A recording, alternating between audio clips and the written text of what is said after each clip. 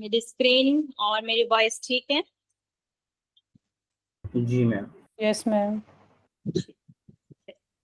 तो कल हमने चतुर्थ पटल पढ़ा था। चतुर्थ पटल में हमने योनि मुद्रा और 10 मुद्राओं के बारे में पढ़ा था।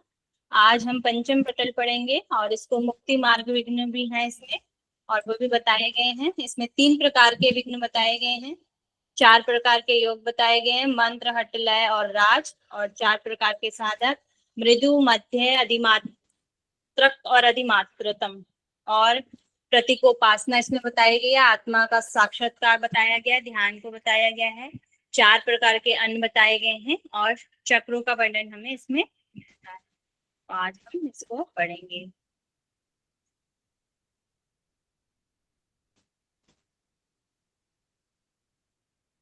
चतुर्थ पटल का थोड़ा सा देख लेते हैं, कल हमने क्या पढ़ा था थोड़ा सा।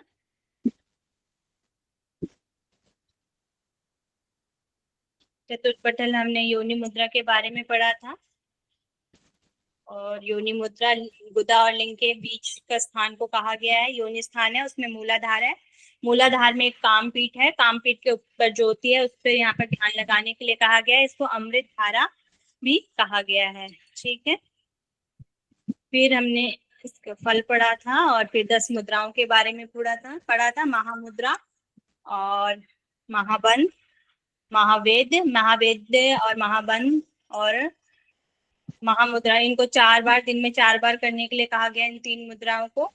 महावेद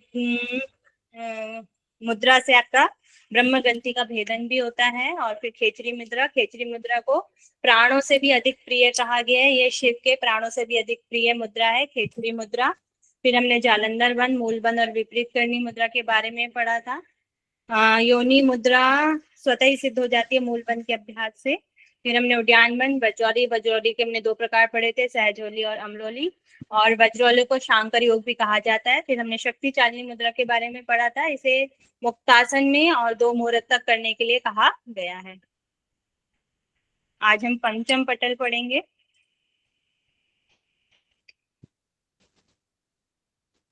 तो पंचम पटल में क्या कहते हैं देखते हैं। हे ईश्वर, मेरे प्रिय शंकर, परमार्थ की बुद्धि रखने वाले मुझ पार्वती के प्रति उपदेश कीजिए। यहाँ पर पार्वती जी शिव से कह रही हैं, हे ईश्वर, मेरे प्रिय शंकर, परमार्थ की बुद्धि, सबका अच्छा रखने वाली जो बुद्धि है, ऐसी जो बुद्धि है जो सबका कल्याण करने वाली है, परमार्थ की बुद्धि रखने वाली के प्रति उपदेश कीजिए।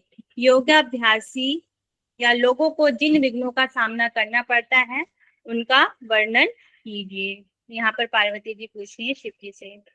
योग की साधना में जिस प्रकार की विघ्न बाधाएं सदैव बनी रहती हैं उनका मैं वर्णन करता हूँ। यहाँ पर शिव कह रहे हैं, मनुष्यों की मुक्ति के मार्ग में भोग की सबसे बड़ी बाधा है। यहाँ पर कह रहे हैं जो मनुष्यों के मुक्ति की जो मार्ग है वह सबसे बड़ी बाधा क्या है, वह भोग को बता रहे हैं यहाँ पर। ठीक है, आगे हम 3 प्रकार के यहाँ पर भोग बताए गए हैं। भोग रूपी विघ्न, और आपका हो जाएगा धर्म रूपी विघ्न, और हो जाएगा आपका ज्ञान रूपी विघ्न। ज्ञान रूपी विघ्न में एक और चीज आती है, यहाँ पर भोजन रूपी विघ्न भी बताए गए हैं, मगर यहाँ पर जो मेन है वह 3 प्रकार के विघ्न बताए गए हैं, भोग रूपी, धर्म रूपी और ज्ञान रूपी। ज्ञान रूपी में ही भोजन रूपी विघ्न बताया गया है। तो सबसे पहले हम देखेंगे भोग रूपी विघ्न। तो भोग रूपी विघ्न, जितनी भी ये सारी चीजें हैं, तो ये किन से प्राप्त होती हैं? जो भोग है वह किस चीज से, हमारे शरीर में किस चीज से प्राप्त होता है?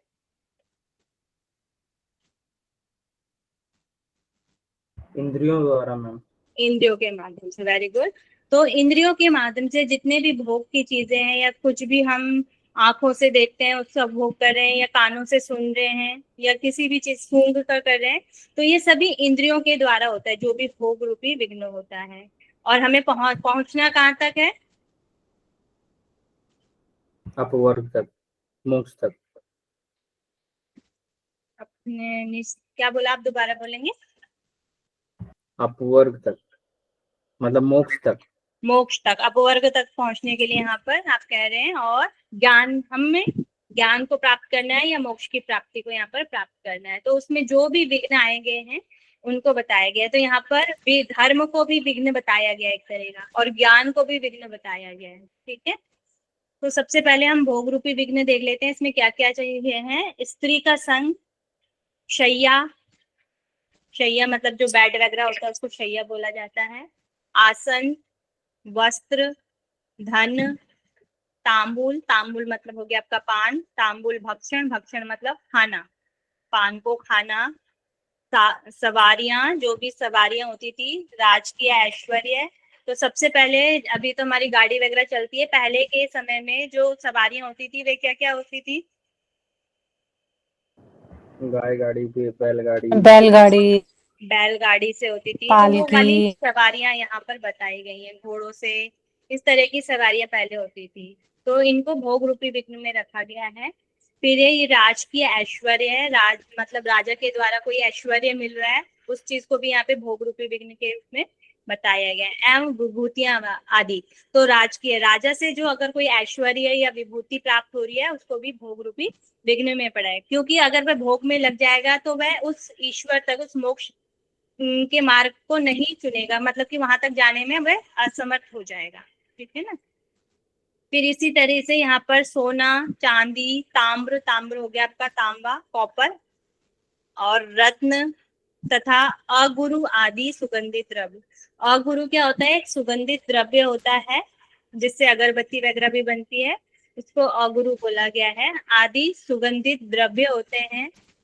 और गौ, गौ को भी, गाय को भी यहाँ पर भोग रूपी विघ्न में रखा गया है। वेद शास्त्रों में पांडित्य हो गया, अगर वह उसको बहुत ज्यादा शास्त्र भी आ गए हैं तो वह कर्म कांड में ही लग जाएगा, अगर कर्म कांड में ही लग जाएगा तो फिर वह आगे ज्ञान तक नहीं पहुंच पाएगा।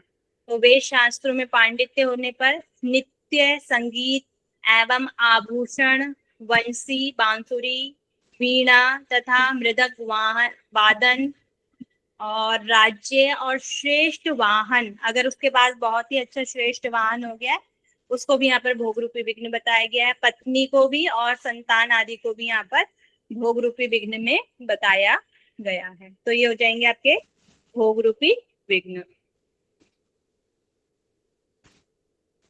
नेक्स्ट आ जाएगा आपके धर्म रूपी विघ्न। धर्म रूपी विघ्न में क्या है, आपका स्नान और पूजा विधि, हवन, शारीरिक शौच के प्रति अत्याग्रह।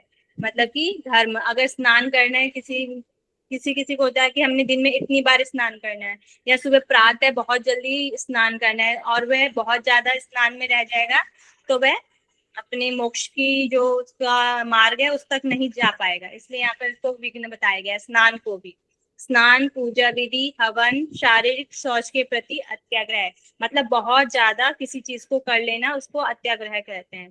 तो शारीरिक शौच के प्रति अत्याग्रह होना, व्रत, उपवास आदि नियम, यहाँ पर व्रत और उपवास को भी धर्म रूपी विघ्न में रखा गया है।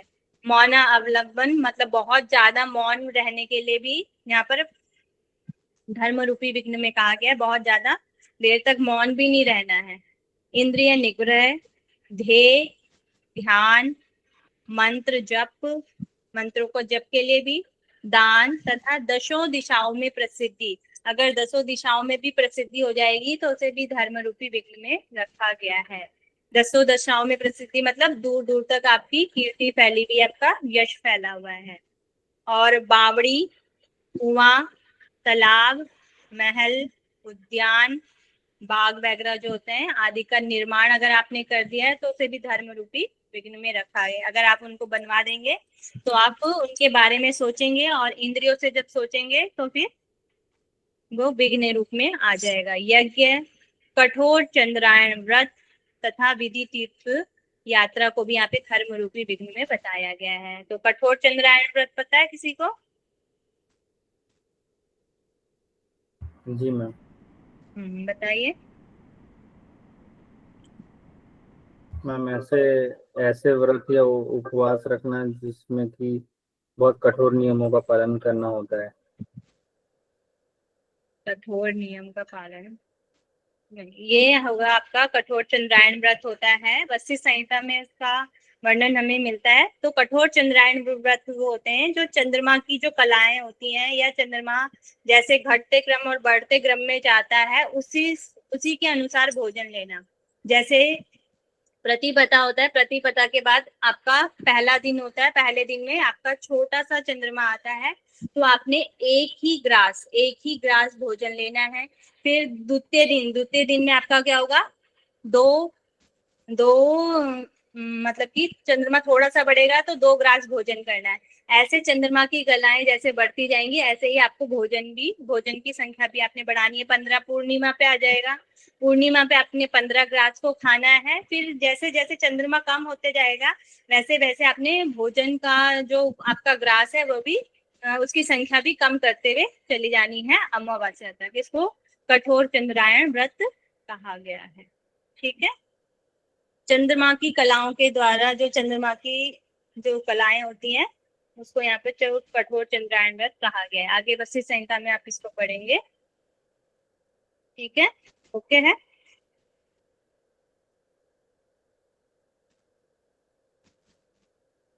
फिर आ जाएगा आपका ज्ञान रूपी विघ्न। ज्ञान रूपी विघ्न में यहाँ पर जो आपने आपके हठ योग की क्रिया है उनको भी यहाँ पर विघ्न बताया गया है। तो गौमुख आदि आसन, यहाँ पर एक आसन का नाम दिया गया है और उससे बताया गया आदि गौमुख आदि आसनों का अभ्यास करके भौतिक क्रिया के द्वारा आंतरिक शुद्धि करना, उसमें नाड़ियों के संचारण प्रक्रिया का ज्ञान प्राप्त करना तथा प्रत्याहार के द्वारा इंद्रियों का निग्रह करना। तो यहाँ पर जो हठ योग है उसको भी यहाँ पर ज्ञान रूपी विघ्न में रखा गया है। शीघ्रता से उदर को घुमाना कौन सी क्रिया हो जाएगी, नौली लौलिकी नौलकी या नौली। इंद्रियों के मार्ग से मन का विषयकार होना तथा नाड़ी कर्म आदि ये सभी ज्ञान रूपी विघ्न में बताए गए हैं। अगर हम इन्हीं में रह जाएंगे तो हम आगे हठ क्रियाओं में ही रह जाएंगे, तो फिर हम राजयोग तक कैसे पहुंचेंगे। तो इसलिए बताया गया ये भी विघ्न है, अगर हम इन्हीं में ज्यादा रह जाएंगे तो हम ज्ञान तक आगे नहीं पहुंच पाएंगे। ठीक है, इसलिए इन्हें ज्ञान रूपी विघ्न में रखा गया है। फिर आ जाता है भोजन रूपी विघ्न। भोजन रूपी विघ्न में 9 धातुओं के रस और शुंठी चूर्ण, इससे तुरंत ही समाधि लग जाती है। तो 9 धातुओं का जो रस है ये आयुर्वेद में बताया गया है। आयुर्वेद में इसके बारे में हमें चर्चा मिलती है। ठीक है,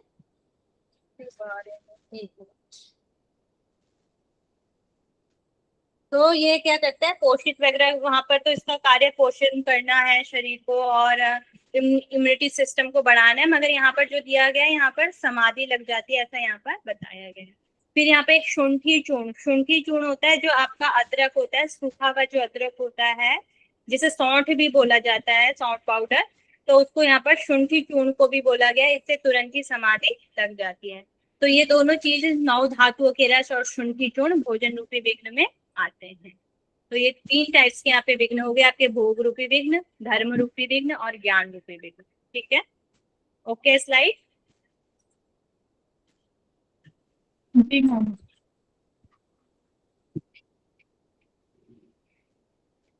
फिर आ जाते हैं योग के 4 प्रकार। तो मंत्र योगो हठाश्चैव लय योगा तृतीयः चतुर्थो राजयोगो स्यात् तो विदा भाव वर्जित। मंत्र योग, म्यूट कर लीजिए अपने माइक को। मंत्र योग, हठ योग, तीसरा लय योग तथा चतुर्थ राजयोग। ये योग के 4 प्रकार हैं। यह राजयोग द्वैत भाव से रहित होता है। तो राजयोग को यहाँ पर द्वैत भाव, 2 भाव से रहित बताया गया है, मतलब कि अद्वैत बताया गया है कि राजयोग एक ही है, उसमें कोई 2 भाव नहीं है। फिर आपको यहाँ पर 4 प्रकार के साधक बताए गए हैं। अभी मंत्र हट के बारे में आगे हम थोड़ा सा पढ़ेंगे। फिर योग साधक 4 प्रकार के होते हैं, चतुर्का सायको, मृदु, मध्यका, अधिमात्रक, अधिमात्रम। ठीक है, तो योग के 4 साधक के 4 प्रकार होते हैं, मृदु, मध्य, अधिमात्रक, अधिमात्रम, और इनसे अधिमात्रम श्रेष्ठ है जो संसार सागर को पार करने में समर्थ है। तो यहाँ पर 4 प्रकार के साधक बताए गए हैं, मृदु, मध्य, अधिमात्रक और अधिमात्रम, और इनमें से भी जो श्रेष्ठ है, सबसे श्रेष्ठ है, वह अधिमात्रम साधक बताया गया है। पतंजलि योग दर्शन में कितने साधक बताए गए हैं? 4। पतंजलि योग दर्शन में मैम 3 बताए गए हैं वहाँ पर। वहाँ पर मृदु, 3 मध्य, साधक बताए अधिमात्रक। वहाँ पर मृदु, मध्य और अधिमात्रक साधक बताए गए हैं। यहाँ पर 4 प्रकार के साधक हैं। इसका हमने ध्यान रखना है कि किसमें कितने बताए गए। पतंजलि में 3 है और आपके शिव संहिता में 4 प्रकार के साधक बताए गए हैं। ठीक है, ओके। इसका क्वेश्चन भी देख लेते हैं। शिव संहिता के अनुसार योग के प्रकार हैं मंत्र योग, भक्ति योग, हठि योग, समर्पण योग या लय योग। 1, 2, 3, 4 में से आपने बताना है। Ma'am option 1। मैम मंत्र योग, ऑप्शन हठ नंबर योग, 3। 1, 2, 3, 4। ऑप्शन 3। मैम 3 है। ऑप्शन 3 ए, सी एंड ई। ठीक है, यहाँ पर भक्ति योग और समर्पण योग नहीं है। मंत्र योग है, हठि योग है, लय योग है और लास्ट आपका राजयोग है। ठीक है, ये आपका जुलाई 2023 में आया हुआ क्वेश्चन है। फिर हम 4 प्रकार के साधक देख लेते हैं।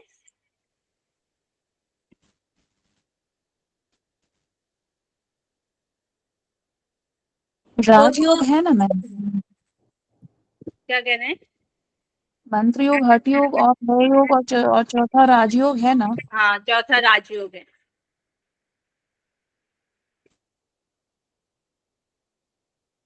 तो आपके यहाँ पे 4 प्रकार के जो साधक है, मृदु, मध्य, अधिमात्रक और अधिमात्रम जो साधक हैं, तो आप इनको ऐसे लर्न कर सकते हैं जैसे आपके जो स्टूडेंट होते हैं या कोई भी होते हैं, जैसे मृदु साधक हैं जो मतलब कि जो बहुत ही क्या बोलेंगे, जैसे पुअर हो गया, और मध्य साधक हो गया एवरेज एवरेज मतलब फाइन स्टूडेंट हो गया। अधिमात्रक साधक हो गया आपका गुड हो जाएगा, और अधिमात्रम साधक हो जाएगा एक्सीलेंट। ठीक है, जो सबसे अच्छा है वह एक्सीलेंट हो जाएगा, अधिमात्रक गुड हो जाएगा, उसमें कुछ कुछ क्वालिटियां सही है, और मध्य साधक मतलब कि फेयर, ठीक ठीक है, ना बहुत ज्यादा अच्छा है ना बहुत ज्यादा खराब है। और मृदु साधक जिसमें बहुत सारी क्या बोलेंगे, उसके क्वालिटी जो है उसकी सही नहीं है, तो वो हो जाएगा आपका मृदु साधक। ठीक है, तो अब इसके हम गुण देख लेते हैं किसमें क्या गुण है। यहाँ से जो लास्ट टाइम है यहाँ से क्वेश्चन आया हुआ है आपका मध्यम साधक से। ठीक है, तो जो मृदु साधक है वो कैसा होता है, मंदोत्साही होता है, उसके अंदर कोई भी साहस नहीं होता। ठीक है, और अति मूढ़ होता है। अति मूढ़ मतलब बहुत ही मूर्ख होता है। व्याधि और उसे रोग भी होते हैं। गुरु निंदक, गुरु की निंदा करने वाला होता है। लोभी होता है, पाप बुद्धि वाला होता है, अधिक भोजन करने वाला होता है, स्त्री के वशीभूत होता है, अस्थिर होता है, उसका जो मन है अस्थिर होता है, एक ही जगह पे स्थिर नहीं रहता है। दीन है, रोगग्रस्त यहाँ पर बताया गया। रोग यहाँ पर 2 बार आए, एक बार उसे व्याधि बोला गया है, एक बार उसे रोगग्रस्त कहा गया है। एक बार पराधीन बोला गया है, जो किसी के अधीन हो वह हो गया पराधीन। अत्यंत क्रूर इसे यहाँ पर बताया गया है। मंद आचरण वाला है और मंद वीर्य वाला भी इसे यहाँ पर बताया गया है। तो ये मृदु साधक है।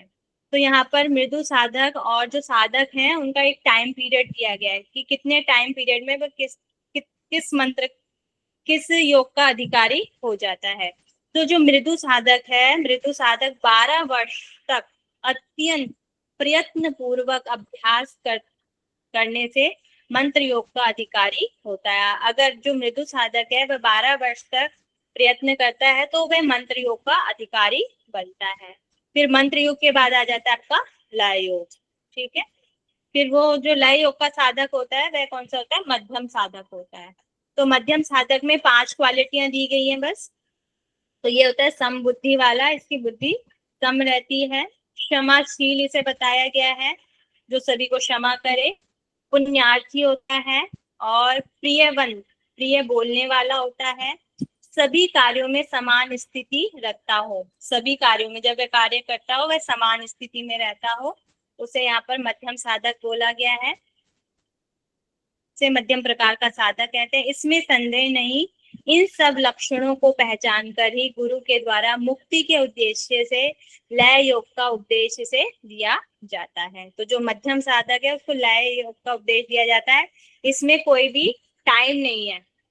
जो आपका लय योग का अधिकारी है इसमें कोई भी टाइम नहीं है, और सभी में टाइम हमें दिया गया है।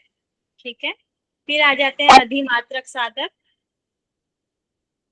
तो मैम जैसे योग करने से जैसे लक्षण दिखाई देते हैं मध्यम पुरुष में, मध्यम साधक में।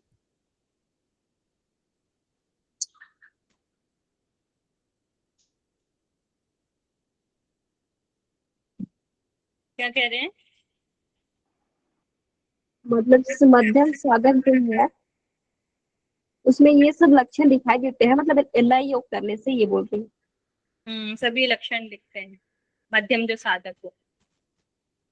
जी।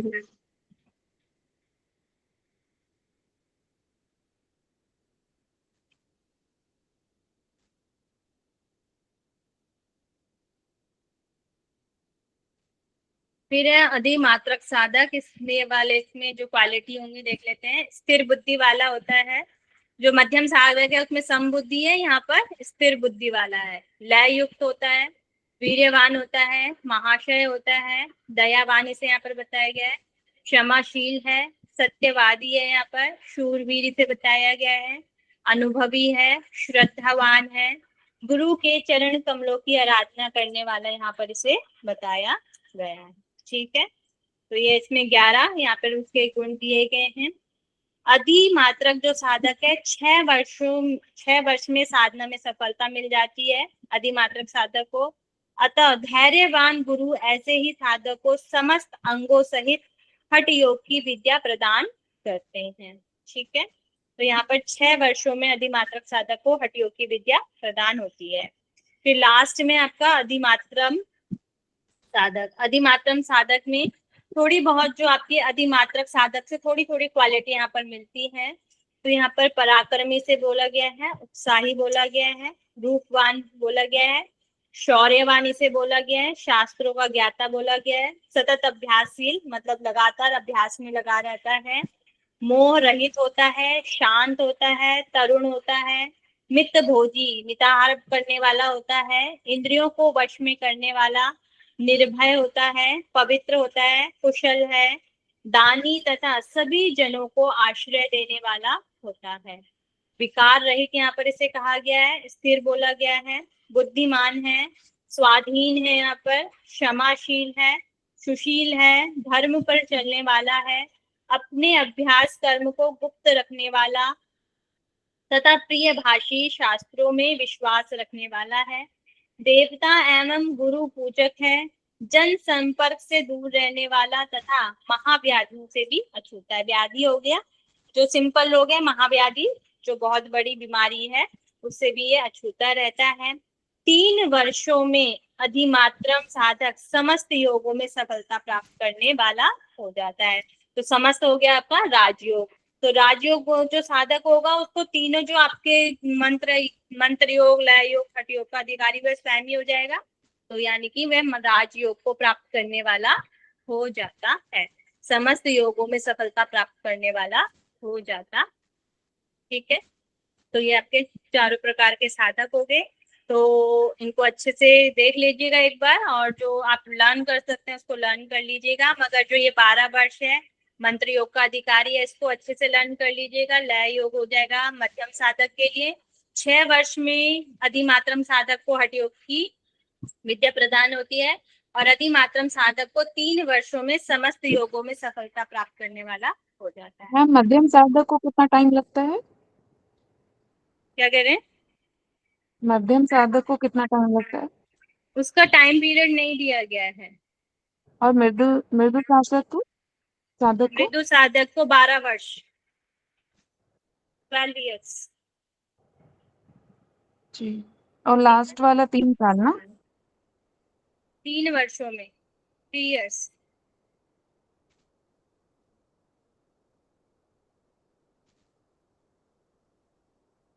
ठीक है, जी ओके। स्लाइड सभी को। मैम ये समझ में नहीं आया मुझे, ये मृदु साधक में, ये मध्यम साधक में लय योग, और इसमें फिर ये थोड़ा मुझे समझ में नहीं आया। कौन सा वाला? जैसे मध्यम साधक को लय योग और फिर अधिमात्रक साधक में बोला था ना आपने कि मंत्र योग में बोला था। ये मतलब कि आपका सबसे पहले आता है मंत्र योग, ठीक है। तो जो मृदु साधक है, मृदु साधक ही मंत्र योग का अधिकारी है। मंत्र योग के बाद है आपका लय योग। सीक्वेंस जो दिया गया है, मंत्र, लय, हठ और राजयोग दिया गया है। तो जो सबसे पहले अधिकारी है, तो सबसे पहले किसका अधिकारी बनेगा? पहले सीढ़ियां क्रम वाइज जाएगा ना, तो सबसे पहले वह मंत्र योग का अधिकारी बनेगा। तो मंत्र योग का अधिकारी वह 12 वर्ष में बनेगा, ठीक है। लय योग का यहाँ पर टाइम पीरियड वैसे नहीं दिया गया, कहीं कहीं पे 9 वर्ष बोला जाता है, मगर यहाँ पे टाइम पीरियड आपको नहीं दिया गया है। शिव जो आपकी कैवल्य धाम की बुक है, वहां पर लय योग का यहाँ पर नहीं दिया गया टाइम पीरियड, तो आपको ऐसे ही यहाँ पर लिखना पड़ेगा। जो मध्यम साधक है वो लय योग का अधिकारी हो जाता है, ठीक है। लय योग के बाद आएगा फिर आपका हठ योग, ठीक है। तो ये 6 वर्षों में अधिमात्रक जो साधक है, यहाँ पर 6 वर्षों में इसे हठ योग के मतलब कि इसका अधिकारी हो जाता है, या विद्या प्रदान होती है, या इसका अधिकारी हो जाता है, कुछ भी हम कह सकते हैं इसे, ठीक है। और फिर 3 वर्षों में वह राजयोग का अधिकारी या तीनों योगों का अधिकारी हो जाता है, अधिमात्रम साधक, ठीक है। तो मैम ये एक मिनट, बोलिए। राजयोग का किसने फिर बताया? राजयोग वैसे नहीं लिखा, सीधे नहीं लिखा, तो समस्त योगों में अधिकारी, समस्त कौन से हो जाएंगे? मंत्र योग हो चुका है, लय योग हो चुका है, हठ योग हो चुका है, तो राज में लास्ट में राजयोग का ही अधिकारी होगा ना। तो समस्त जो 4 आपके योग हैं, सबका उनमें सब में सफलता प्राप्त कर ले, ठीक है। जी मैम। क्वेश्चन देख लेंगे। शिव संहिता के अनुसार मध्यम प्रकार के साधक के गुणों का क्रम निश्चित करें। Question number first. Ma'am second option, seven, second option ma'am. Second option कह रहे हैं आप, तो इसका राइट आंसर सेकंड है। तो सबसे पहले आपका ई आ जाएगा, सबसे पहले हो जाएगा समबुद्धि, फिर ए हो जाएगा क्षमायुक्त, सी हो जाएगा पुण्यार्थी, बी हो जाएगा आपका प्रियवंद, और सबसे लास्ट में हो जाएगा सभी कार्यों में जो समान स्थिति रहती है वो हो जाएगा। तो आपका राइट आंसर हो जाएगा सेकंड। थर्ड का देख लेंगे। शिव संहिता के अनुसार 12 वर्षों की गहन साधना के पश्चात मृदु साधक किस योग हेतु उपयुक्त होते हैं? तीसरा। तीसरा, मंत्र योग का अधिकारी हो जाता है, ठीक है। राजयोग का अधिकारी कितने वर्षों में होता है? 3 वर्ष 3 में। वर्षों में।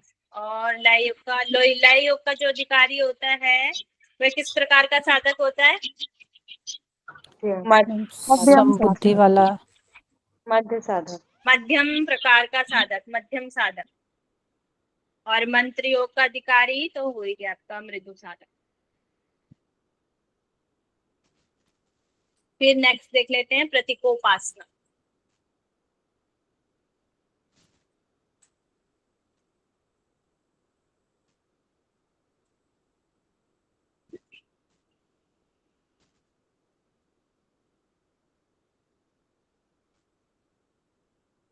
तो दृश्य एवं अदृश्य फलों को प्रदान करने वाली प्रतीकोपासना करनी चाहिए। इस प्रतीक के दर्शन मात्र से ही साधक पवित्र हो जाता है। दृश्य मतलब जो अभी हमें दिखाई दे रहे हैं, और अदृश्य मतलब हो जाएंगे जो अभी हमें दिखाई नहीं दे रहे हैं, मतलब कि वर्तमान में ऐसे फलों को देने वाली, जो अभी के फल हैं, जो हमें आगे जो फल मिलेंगे, ऐसे फलों को प्रदान करने वाली प्रतीकोपासना करनी चाहिए। इस प्रतीक के दर्शन मात्र से साधक पवित्र हो जाता है, ऐसा यहाँ पर बताया गया है।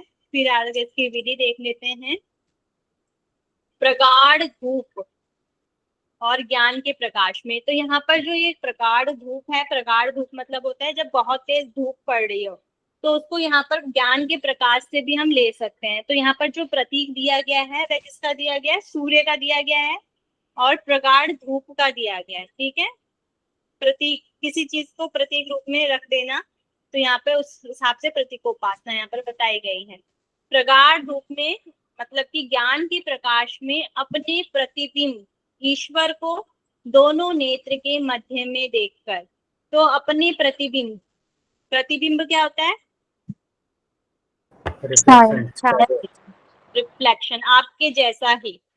तो मैं अपने प्रतिबिंब ईश्वर, अपने ही जैसे जो आपके अंश अंदर जो ईश्वर का अंश है, उस ईश्वर को दोनों नेत्रों के मध्य में देखकर, दोनों में हो गया आपका भूमध्य में, दोनों नेत्रों के मध्य में देखकर जब अपने छाया बिंब को देखता है, तो यहाँ पर अपने छाया बिंब को आपको आईब्रो सेंटर में देखने के लिए कह रहे हैं। तब आकाश में अपना बिंब उसी क्षण देखता है। तो यहाँ पर आकाश से मतलब है जो आपका चिदाकाश है, जो आपका आज्ञा चक्र वाला स्थान है, उसको बोला जाता है, उसको आकाश क्षेत्र भी बोला जाता है। तब आकाश में अपना बिंब उसी क्षण देखता है, तो प्रतिदिन अपना प्रतिबिंब आकाश में जो देखता है। तो इसकी टेक्निक बताई गई है, मतलब जब हमें ज्ञान का प्रकाश हो जाता है और ज्ञान के प्रकाश को हम जब जो हमारे अंदर जो ईश्वर है, हमारे अंदर जो आत्मा है, उस आत्मा को जब हम अपने आकाश, आकाश मतलब अपने भूमध्य में उस ईश्वर को हम देखने लग जाते हैं, तो उसी को यहाँ पर प्रतीकोपासना कहा गया है। ठीक है, उस आत्मा का प्रतिबिंब या उस छाया को हम अपने अंदर ही देखने लग जाते हैं, अपने आकाश में देखने लग जाते हैं, तो उसको यहाँ पर प्रतीकोपासना कहा गया है। तो इसको कैसे करना चाहिए? इसको रोज करने के लिए कहा गया है। प्रतिदिन अपना प्रतिबिंब आकाश में देखना चाहिए, रोज ही प्रतीकोपासना करनी चाहिए। तो फिर इसका आगे फल बताया गया है। इसका क्या फल है? आयु में वृद्धि होती है, मृत्यु का संकट दूर होता है और परमात्मा की प्राप्ति होती है। 3 इसके फल बताए गए, आयु में वृद्धि, मृत्यु के संकट दूर और परमात्मा की प्राप्ति। और ये कब कब कर सकते हैं ये भी बताया गया। यात्रा काल में भी इसे किया जा सकता है, विवाह में भी किया जा सकता है, शुभ कर्म में भी कर सकते हैं, विपत्ति में भी कर सकते हैं, पाप का क्षय होने पर, पुण्य की वृद्धि हो जाने पर भी प्रतीकोपासना करनी चाहिए। तो सभी समय में हम इस प्रतीकोपासना को कर सकते हैं, ऐसा यहाँ पर बताया गया। ठीक है, तो ये हो जाएगी आपकी प्रतीकोपासना। ओके सभी को?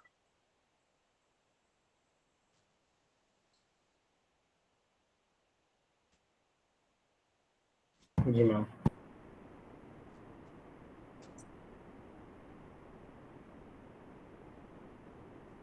फिर ये यहाँ पर आत्म स्वरूप का साक्षात करना या नाद की ध्वनि को सुनना, नाद को सुनने के लिए यहाँ पर कहा गया है।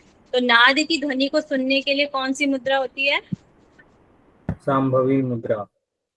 शांभवी मुद्रा। कहीं कहीं पे शांभवी मुद्रा दी गई है और कहीं पर षडमुखी मुद्रा भी दी गई है। ठीक है, तो यहाँ पर हाथ के दोनों अंगूठों से दोनों कानों को, दोनों तर्जनी से दोनों नेत्रों को, दोनों मध्यमा अंगुली से दोनों नासा छिद्रों को और दोनों अनामिका से मुख को दृढ़ता से बंद करें। तो हमारी जो षडमुखी मुद्रा होती है उसको यहाँ पर बताया गया है। अपने दोनों हाथ के अंगूठों से अपने कानों को बंद करना है, आपकी जो तर्जनी है उससे नेत्रों को बंद करने के लिए बोला गया है, आपकी जो इंडेक्स फिंगर है उससे नेत्रों को बंद करने के लिए कहा गया है, दोनों मध्यमा मिडल फिंगर से आपके दोनों नासाओं को बंद करने के लिए बोला गया है, नासा छिद्रों को, और अनामिका से दृढ़ता से मुख को बंद करने के लिए कहा गया है। ठीक है, तो ये तो होगी आपका अपने हैंड्स कैसे रखने हैं।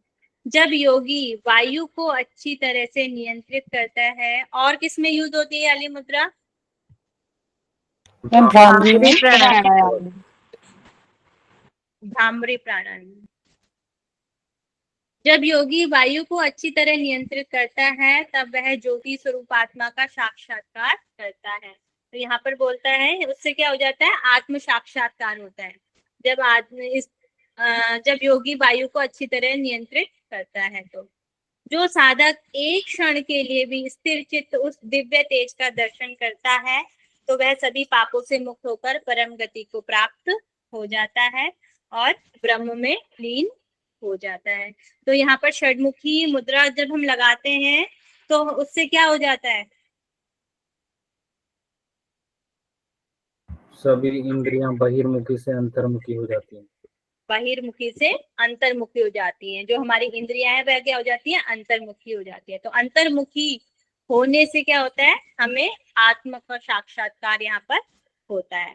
और यहाँ पर बताया गया है कितने टाइम पीरियड से, एक क्षण के लिए बताया गया। अगर एक क्षण के लिए भी हमें उस आत्म साक्षात्कार का दर्शन हो जाता है तो परम गति की प्राप्ति हो जाती है। ठीक है, और ब्रह्म में लीन हो जाता है। आगे हम नाद के बारे में पढ़ेंगे। इस योग के अभ्यास से निसंदेह अंतर्नाद की उत्पत्ति होती है। जब हम ये वाला योग करते हैं, जो अभी हमने पहले वाले पेज पे पढ़ा था, इस नाद की प्रथम ध्वनि में भ्रमर, भ्रमर हो गया आपका भौरे की तरह, और वेणु, वेणु हो गया आपका वंशी, बांसुरी जो होती है, और वीणा की ध्वनि के समान क्रमशः होती है। तो सबसे पहले भ्रमर की आपको ध्वनि सुनाई देगी, फिर वेणु की ध्वनि सुनाई देगी, और फिर वीणा की ध्वनि सुनाई देगी।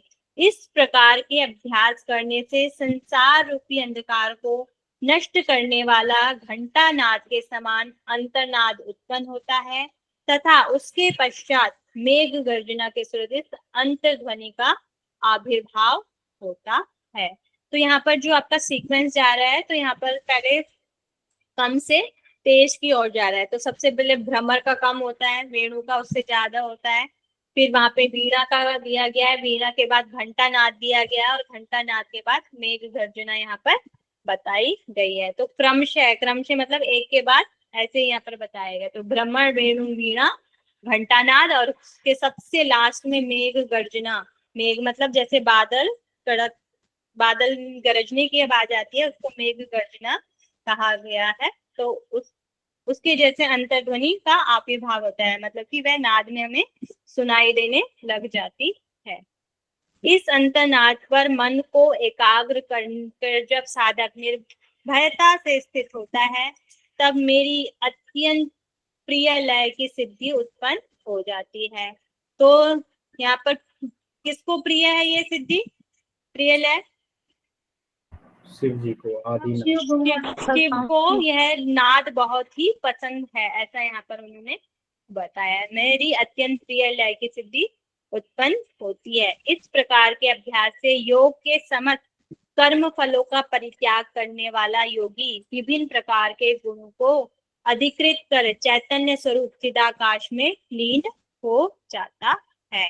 तो इसका जब हम अभ्यास करेंगे तो हम हमारे कर्म फलों का यहाँ पर परित्याग हो जाएगा, और जो योगी है वह सभी गुणों से अधिकृत, उसके पास सभी गुण आ जाएंगे चैतन्य स्वरूप वाले, और वह चिदाकाश, चिदाकाश हो गया आपका आज्ञा चक्र वाला जो स्थान है, उसमें वह लीन हो जाता है। ठीक है, तो ये हो जाएगा आपका नाद। ओके सभी को? जी मैम।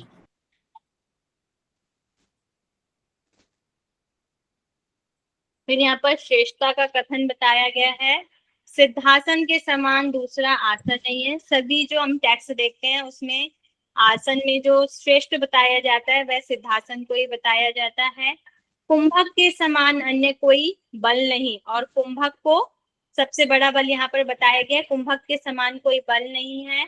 खेचरी के समान कोई मुद्रा नहीं है, और खेचरी के समान कोई मुद्रा नहीं है, और नाद के समान कोई लय नहीं है, ऐसा यहाँ पर बताया गया है। यहाँ पर श्रेष्ठता का कथन बताया गया है, इसको भी अच्छे से लर्न कर लेंगे, यहाँ से भी क्वेश्चन कभी कभी आ सकता है। ठीक है, ना संसृदृश्यो न कुंभका सदृश्य बलम, न खेचरी समामुद्रम, न नासृदृशो लय। मैम इस उत्तर तो हटकर दीपिका में देखा, थोड़ा डिफरेंट है लेकिन। हाँ ये डिफरेंट है वहां से थोड़ा।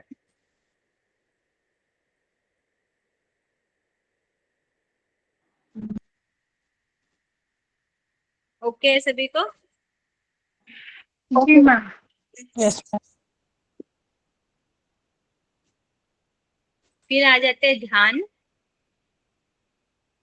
तो यहाँ पर ध्यान को एक इसमें आत्म स्वरूप का साक्षात्कार भी तो होगा। अच्छा ये हमने पढ़ लिया, ठीक है।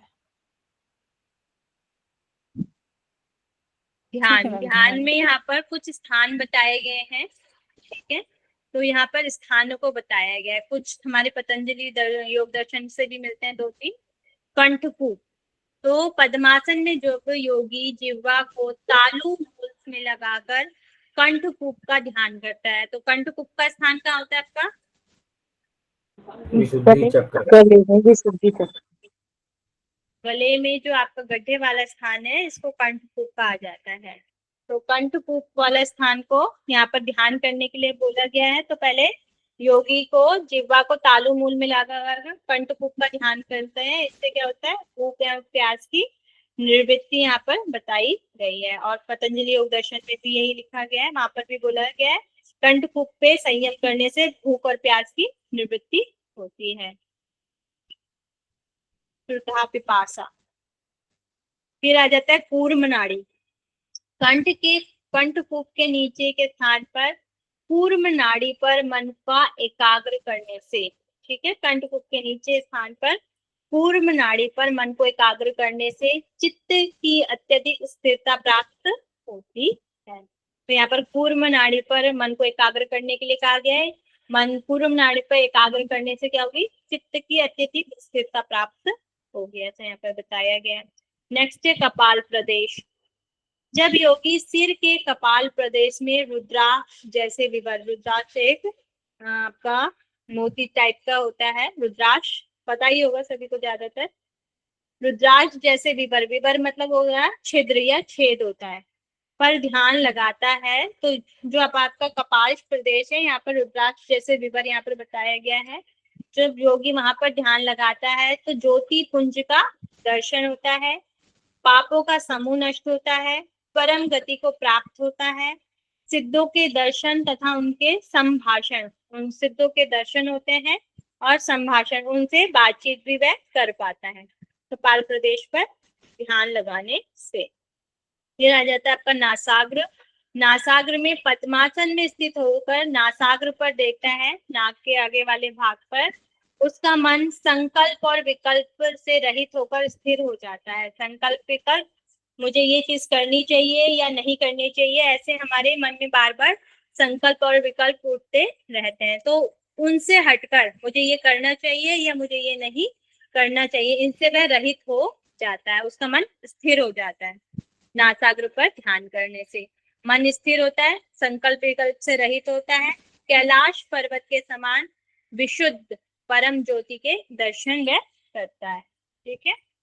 फिर इसके बाद यहाँ पर कहा गया, अगर ध्यान करते करते अगर आप थक गए हैं तो श्रम को दूर करने के लिए स्वयं भूमि पर चित्त लेटकर निरंतरता से ध्यान करें। मतलब पीठ के बल लेट जाएं, जैसे शवासन की जो स्थिति है उसमें यहाँ पर लेटने के लिए कहा गया है। श्रम को दूर करने के लिए स्वयं भूमि पर चित्त लेटकर निरंतरता से ध्यान करें, मतलब कि शवासन की स्थिति में लेटे लेटे ध्यान करने के लिए कहा गया है।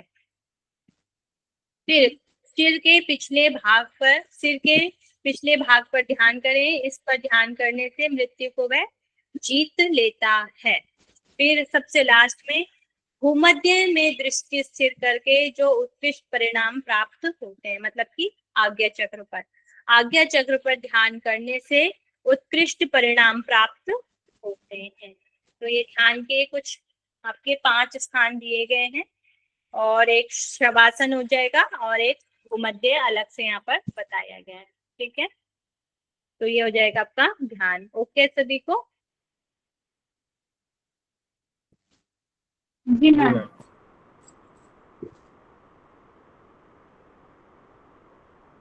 फिर है जाएंगे आपके 4 प्रकार के अन्न।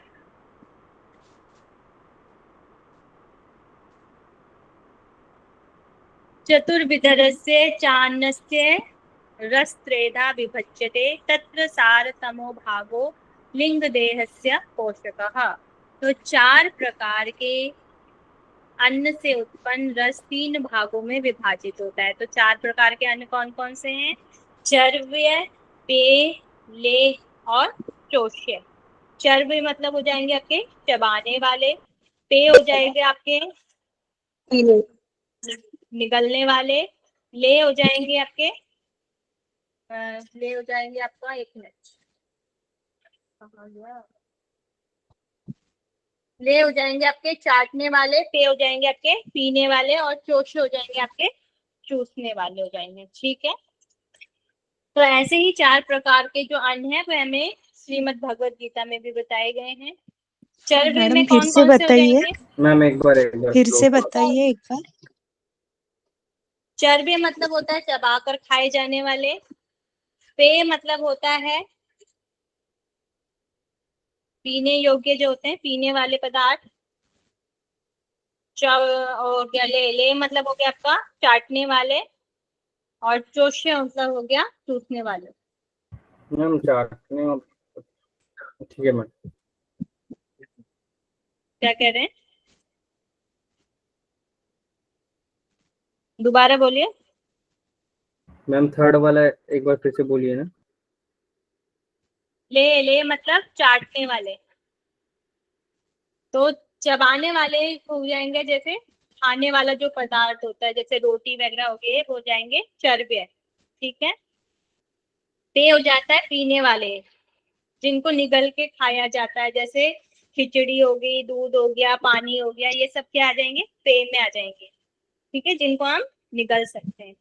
चे ले मतलब हो जाएंगे आपके चाटने वाले, जैसे शहद है। ठीक है, शहद चटनी वगैरह जैसे चाटने वाले जो हो जाएंगे वो आ जाएंगे। और चूसने वाले हो जाएंगे, जैसे गन्ना है, आम है, ये सब किस में आ जाएंगे, चूसने वाले, चोषे में आ जाएंगे।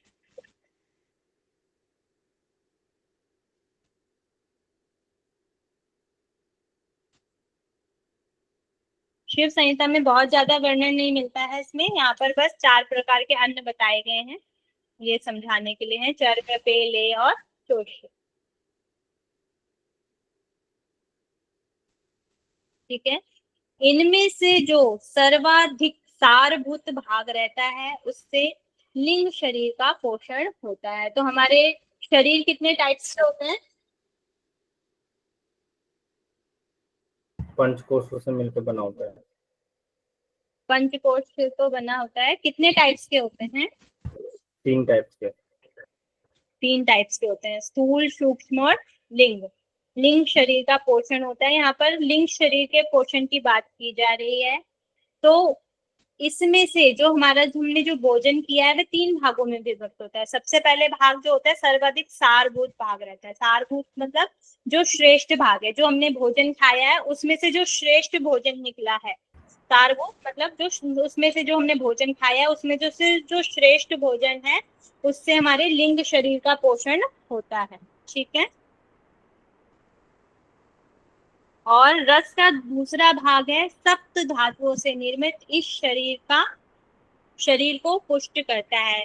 तो सप्त धातु में हमारी रस, रक्त, मेद, अस्थि, मज्जा और मेद, इस तरीके से जो शुक्र, ये सप्त धातु में है, उनसे सप्त धातुओं से इस शरीर को पुष्ट करता है, मतलब कि हमारे स्थूल शरीर को वह पुष्ट करता है। ठीक है, पहला भाग लिंग शरीर को पुष्ट करता है, दूसरा भाग हमारे स्थूल शरीर को पुष्ट करता है। फिर तीसरा भाग मल मूत्र आदि के रूप में 7 प्रकार से बाहर निकलता है। तो जो हम मल मूत्र के रूप में 7 प्रकार से बाहर निकलता है, तो सबसे कौन कौन से हमारे 7 हमारे ऐसे हैं जो हमारे मल को हमारे शरीर से बाहर निकालते हैं? मूत्र, श्वेत और पुरुष पुरुष। ठीक और है, नहीं आ जाएंगे। तो 7 हो जाएंगे। अब तो आंख से भी हमारे कभी कभी जो हमारे निकलता रहता है साइड से वाइट वाइट, तो वो हो जाएगा आंख से। कान से भी हमारे मैल निकलता रहता है, निकलता नहीं निकलता? ठीक है, मुख से जो हमारा बलगम वगैरह आता है वह भी निकलता है। नाक से भी निकलता है, और हमारे गुदा से, मूत्रमार्ग से, और हमारी त्वचा से। तो ये 7 हमारे अंग हो जाएंगे जिनसे हमारा मल बाहर निकलता है। ठीक है, एक बार रिपीट कर देती हूँ। आंख, कान, मुख, नाक, गुदा, मूत्रमार्ग और त्वचा। ठीक है, त्वचा से पसीने के रूप में या श्वेत, उस रूप में हमारे शरीर से बाहर निकलता रहता है। ठीक है, तो ये हो जाएगा आपका अन्न। तो आद्य दो भाग रस ही सब नाड़ी रूप हैं। तो आद्य, आद्य मतलब पहले वाले, पहले दो भाग जो रस के हैं, रस ही सब नाड़ी रूप में बताए गए हैं। तो ये जो दोनों चीजें हैं ये नाड़ी रूप में यहाँ पर बताई गई हैं, जो पैर से लेकर मस्तक पर्यंत शरीर के वायु का पोषण करते रहते हैं। तो जो हमारे जो रस है वह किसके माध्यम से हमारे शरीर में जाएगा? रक्त के माध्यम से ना? रक्त से। और रक्त कैसे जाएगा हमारे शरीर में?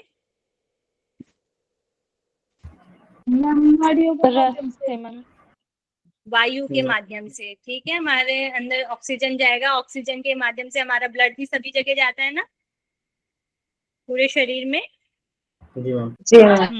तो पैर से लेकर मस्तक पर्यंत शरीर के वायु का पोषण करते हैं। इन सभी नाड़ियों में जब वायु चलता है तब अन्न का रस शरीर में समभाव से प्रवृत्त होता है। तो जब ये वायु के साथ जो हमने भोजन किया है वह वायु के साथ चलते चलते अन्न का रस शरीर में समभाव से, जहां पर जैसा जिसको चाहिए, और मतलब जहां पर जो चीज चाहिए होती है सेल्स को या उसको, तो वह समभाव से प्रवृत्त होता है, वह वहां पर पहुंच जाता है। ठीक है, ओके है सभी को? जी मैम।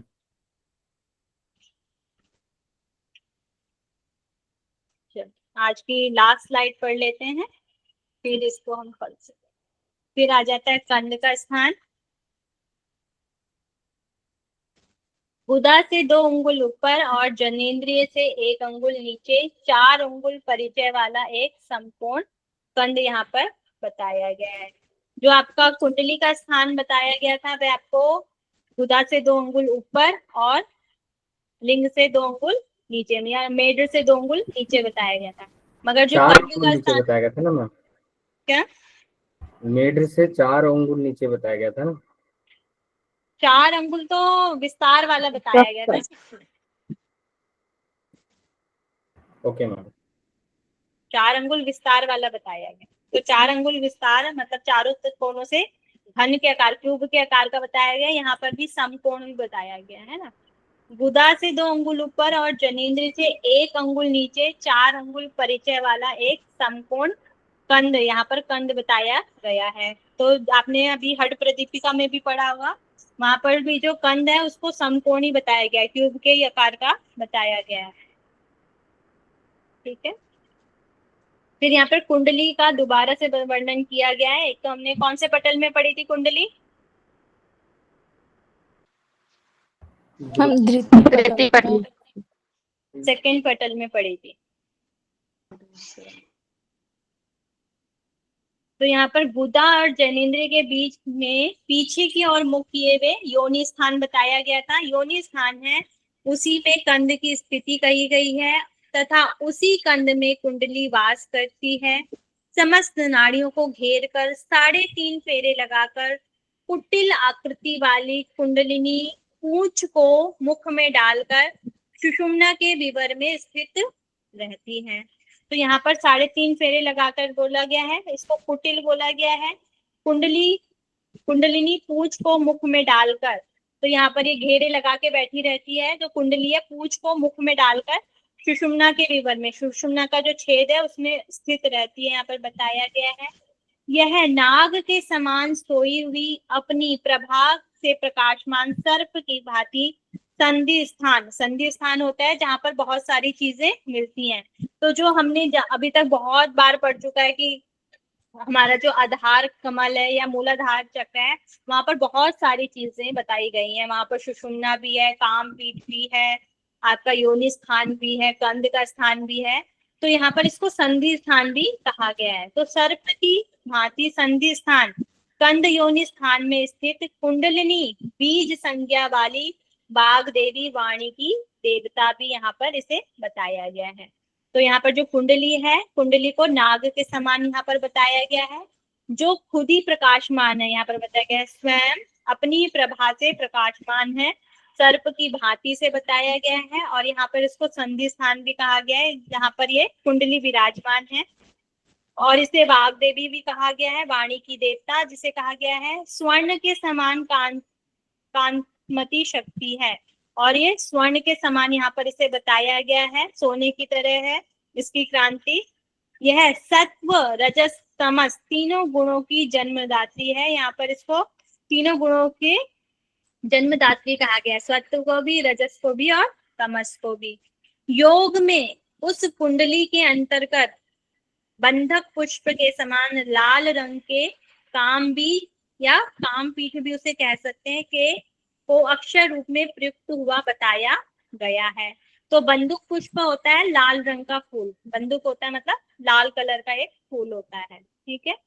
तो योग में उस कुंडलिनी के अंदर बंदूक पुष्प के समान लाल रंग के काम बीज और काम पीठ को अक्षर रूप में प्रयुक्त हुआ बताया गया है। काम पीठ का वर्णन हमने कहाँ पढ़ा था? तृतीय पटल में। मुद्रा में पढ़ कल पढ़ा था ना हमने, चतुर्थ पटल में योनि मुद्रा में। तो यहाँ पर वहां पर काम पीठ उसको बोला गया है, यहाँ पर उसे काम बीज बोला गया है, ठीक है। तो समान लाल रंग के काम बीज के अक्षर के रूप में यहाँ प्रयुक्त हुआ गया है। फिर यहाँ पर आ जाता है त्रिपुर भैरवी, ठीक है। करोड़ों सूर्य के समान प्रकाशमान और करोड़ों चंद्रमा के समान सुशीतल। तो ये किसके लिए यूज हुआ था हमारा? काम पीठ के लिए। तो यह भी इसी में हो जाएगा। तो काम पीठ है या काम बीज है। तो करोड़ों सूर्य के समान प्रकाशमान तथा करोड़ों चंद्रमाओं के समान सुशीतल, इन तीनों कुंडलिनी, सुषुम्ना एवं काम बीज को मिलाकर ही त्रिपुर भैरवी देवी नाम से जानी गई है।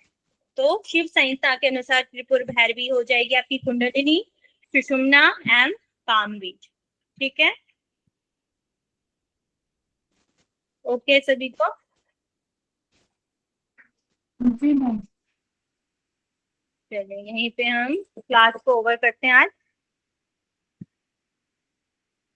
कल हम चक्र कल पढ़ेंगे, ठीक है। अभी 6, 7, 8 स्लाइडें हैं हमारी।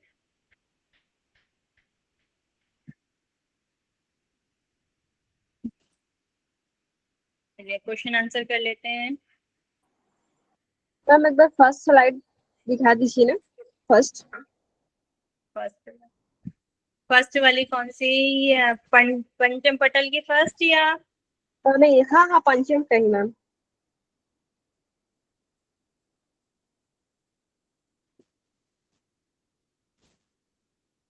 ये वाली? जी मैम, स्क्रीन शॉट लेना थोड़ा।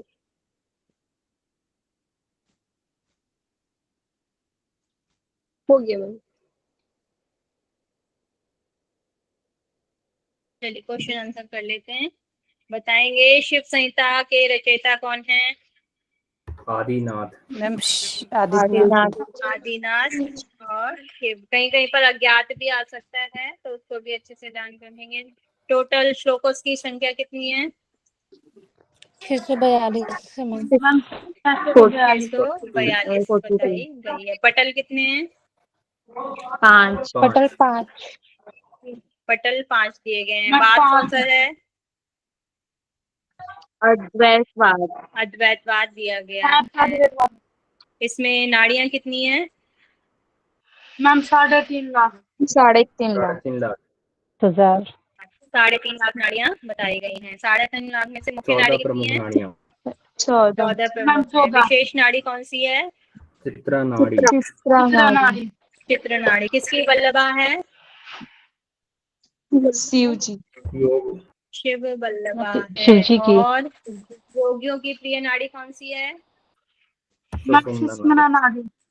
सुषुम्ना नाड़ी है। प्राणों से भी अधिक प्रिय कौन सी मुद्रा है?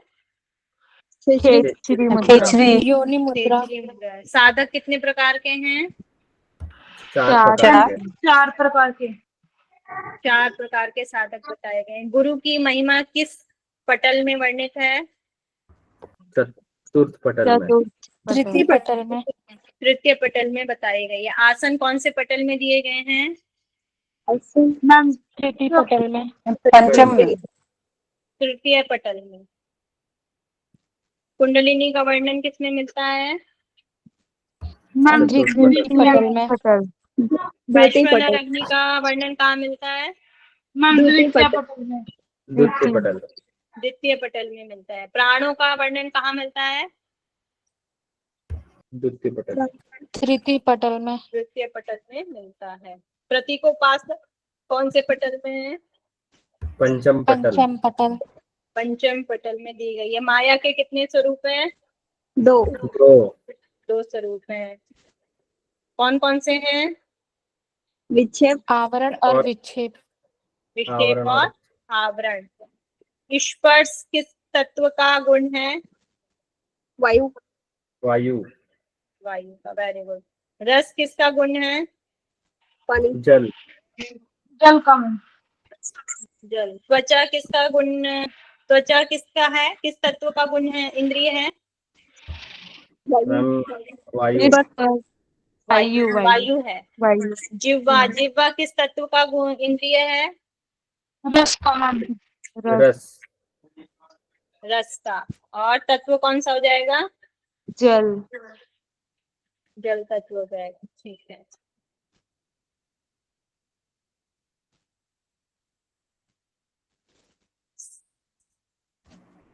सृष्टि और संहार करता कौन कौन है? सूर्य और चंद्रमा। सूर्य और चंद्रमा। अग्नि किसे कहा गया है? कौन सी नाड़ी को कहा गया है? सुषुम्ना नाड़ी को। सुषुम्ना नाड़ी को कहा गया है। मेरुदंड में क्या विराजमान है? कुंडलिनी शक्ति। कुंडलिनी शक्ति। कुंडलिनी है। मेरुदंड के मूल में क्या विराजमान है? मूलाधार चक्र। वैश्वानर अग्नि। वैश्वानर अग्नि तो मैम उधर है, वैश्वानर बस्ती अग्नि। बस्ती और प्रदेश में। बस्ती प्रदेश। सूर्य मेरू विद्यमान। मूल तो वही हुआ ना, बस्ती प्रदेश। बस्ती प्रदेश है।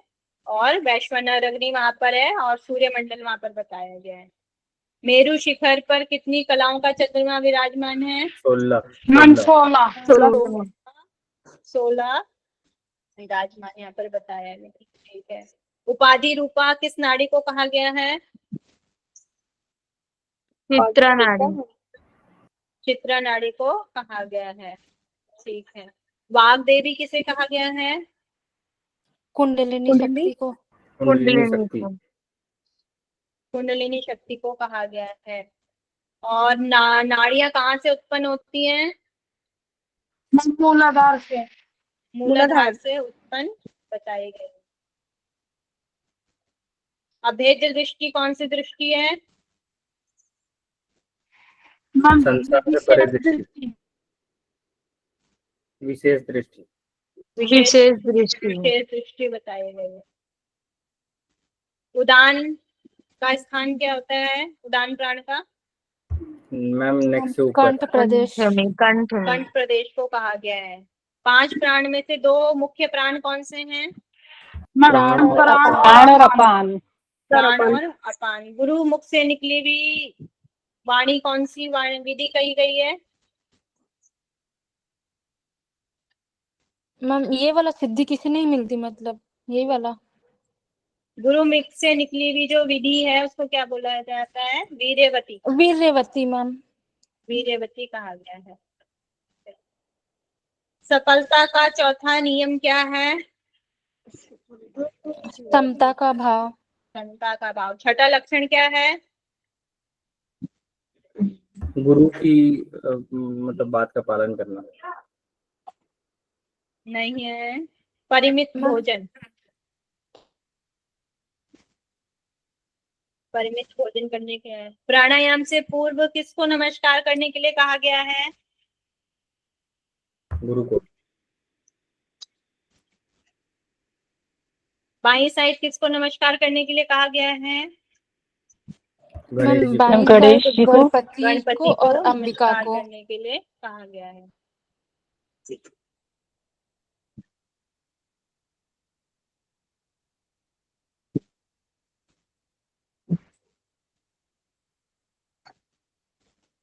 प्राणायाम की द्वितीय अवस्था में क्या शरीर में क्या चीज उत्पन्न होती है? पसीना, कंपन। कंपन होता है। और फर्स्ट प्रारंभिक अवस्था में क्या होता है?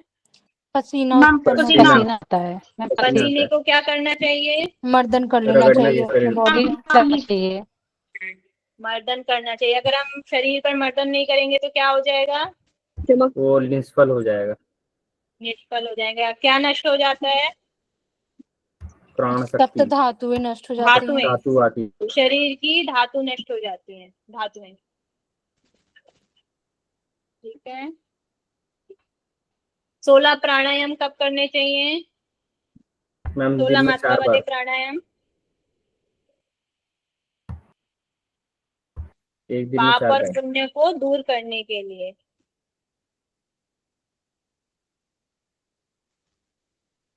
जी मैम। 3 कर्म बंधन, प्रारंभ, संचित और क्रियमाण कर्म कौन सी अवस्था में आते हैं?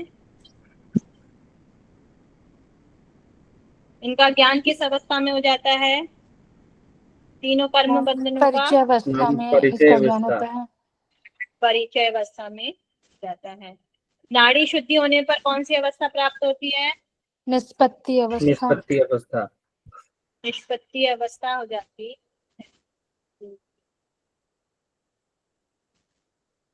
धारणा कितने समय तक करने के लिए कहा गया है? 2 घटी मैम, 2 घटी 2 70। घटी तक करना चाहिए। सिद्धिदायकम किस आसन का फल है? मैम, सिद्धि- सिद्धिदायकम सिद्धासन का फल है। सिद्धासन किसका? सिद्धासन का फल। सिद्धासन का। सर्व सिद्धि प्रजायते किस आसन का फल है? मैम, ये पश्चिमोत्तान उग्रासन का है उग्रासन फल। का। ठीक है। सर्व व्याधि विनाशनम मैम, पद्मासन का है पद्मासन ये। का बताया गया। सर्व दुख प्रणाशनम ये लास्ट वाला मैम था, स्वास्तिकासन। स्वस्तिकासन का बताया। ठीक है। कामधुदा किस मुद्रा के लिए वर्ड हुआ है? क्या मैम, एक बार फिर से? कामधुदा या कामधेनु वर्ड किस मुद्रा के लिए यूज हुआ है? ये मैम, महावेद के लिए। जी। नो मैम, महामुद्रा के लिए। महामुद्रा के लिए यूज हुआ है। अस्थि पंजर सुदृढ़ हो जाते हैं किस मुद्रा से? महाबंध से। महाबंध से हो जाते हैं। ब्रह्म ग्रंथि का भेदन किस मुद्रा से होता है? महावेग। महावेद से होता है। और मृत्यु मातंग केसरी केचरी मुद्रा। केचरी मुद्रा के लिए यूज हुआ है। पृथ्वी तत्व को त्याग कर आकाश तत्व में किस मुद्रा से चले जाते हैं?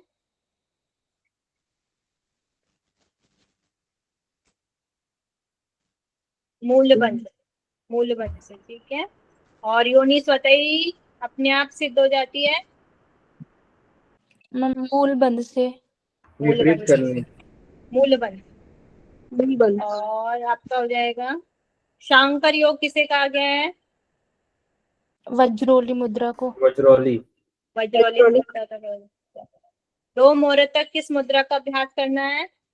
शक्ति चालिनी। शक्ति चालिनी मुद्रा का अभ्यास करना है। विघ्न कितने प्रकार के होते हैं?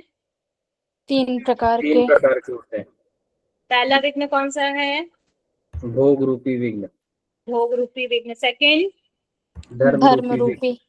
धर्म रूपी। थर्ड ज्ञान रूपी। ज्ञान रूपी विघ्न आ जाते हैं। और भोजन रूपी विघ्न में कौन सी 2 चीजें हैं? 9 धातुओं का रस एवं अदरक का चूर्ण। अदरक का चूर्ण। अदरक के चूर्ण को यहाँ पर क्या बोला गया है? सुष्ठि चूर्ण। शुंठी चूर्ण। योग कितने प्रकार के हैं? 4 योग प्रकार। 4 प्रकार के। लास्ट वाला योग कौन सा है? राजयोग। राजयोग को किस भाव से रहित कहा गया है?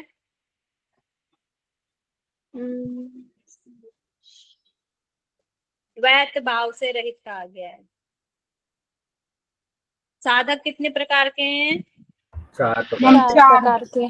संसार सागर को पार करने वाले साधक कौन सा है? अधिमात्रम। अधिमात्रम। अधिमात्रम साधक। प्रिय बंध साधक कौन सा है? अधिमात्रम। मध्यम साधक, मैम पराधीन आपका पराधीन मैम आपका साधक कौन, क्वेश्चन नहीं समझ पाया। क्या कह रहे हैं? मैं आपका इससे पिछले वाला क्वेश्चन नहीं समझ पाया, एक बार फिर से रिपीट कीजिए ना। संसार सागर को पार इसके करने बाद वाला मैम, कौन सा साधक है? मैम इसके बाद वाला। अधिमात्रा में प्रिय बंध जो साधक है वह कौन सा साधक है?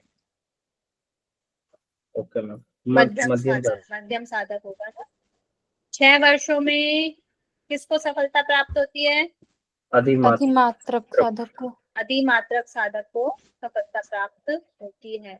लय योग का अधिकारी कौन सा साधक होता है? मध्यम दूसरा वाला साधक। मैम, मध्यम साधक। मध्य साधक। मध्यम साधक। साधक। मध्यम साधक। ठीक है। नाद में सबसे पहले किसकी ध्वनि सुनाई देती है? मैम भौरे की। वीणा और भ्रमर। भ्रमर की, फिर भ्रमर, वीणा, नहीं सॉरी, फिर बांसुरी, फिर वीणा। वीणा, भ्रमर, वेणु, वीणा, उसके बाद मैम घंटानाद, फिर लास्ट में मेघ गर्जना। घंटानाद और मेघ गर्जना।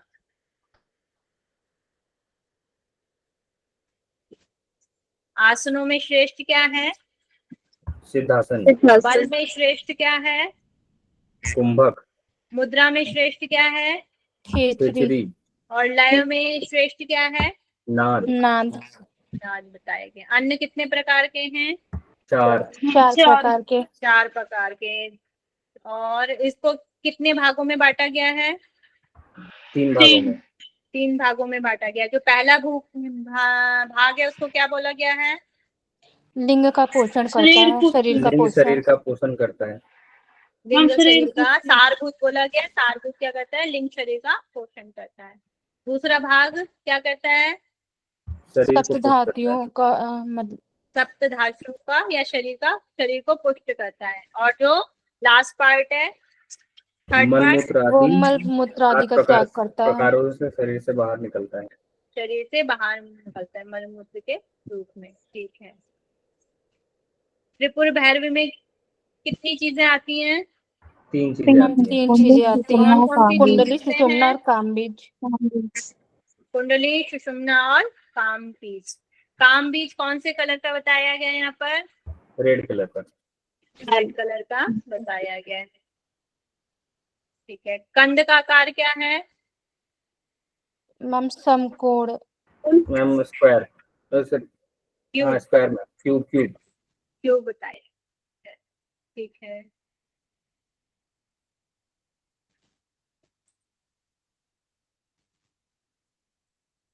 किसी को कुछ पूछना है और? Yes ma'am.